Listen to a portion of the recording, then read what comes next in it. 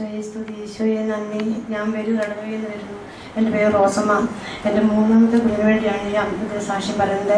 ഞാൻ കഴിഞ്ഞതിൻ്റെ മുന്നത്തെ ആഴ്ച വരുമ്പോഴത്തേന് അവൾക്ക് ചെവിക്ക് പുറകെ ഭയങ്കര വേദനയും നീരുമായിട്ടും പനിയും കൂടെ ആയിരുന്നു. അപ്പം ഞാൻ ആ ഹോസ്പിറ്റലിൽ കൊണ്ടുപോകാൻ വേണ്ടിയിട്ട് കുറിച്ച് സമ്മതിച്ചില്ല.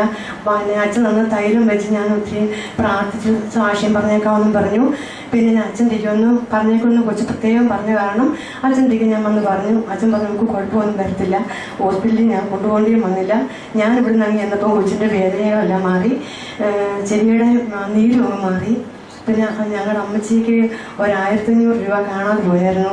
അത് ഓട്ടോറിക്ഷയിൽ തന്നെ കിട്ടുകയും ചെയ്തു. സാക്ഷ്യം പറയാൻ പറഞ്ഞപ്പോൾ ഈശോയ്ക്ക് 1000 നന്ദി പ്രാർത്ഥിച്ച അച്ഛനും. നമുക്ക് ദൈവത്തിന് നന്ദി പറയാൻ. കാണാതെ പോയത് കർത്താവ് സാക്ഷ്യപ്പെടുത്തിക്കൊള്ളാന്ന് പറഞ്ഞപ്പോൾ അത് ഉടനെ കർത്താവ് ഓട്ടോറിക്ഷയിലൊക്കെ നഷ്ടപ്പെട്ട് പലപ്പോഴും കിട്ടാറുള്ളതല്ല, എങ്കിലും അത് എടുത്തു കൊടുത്തു.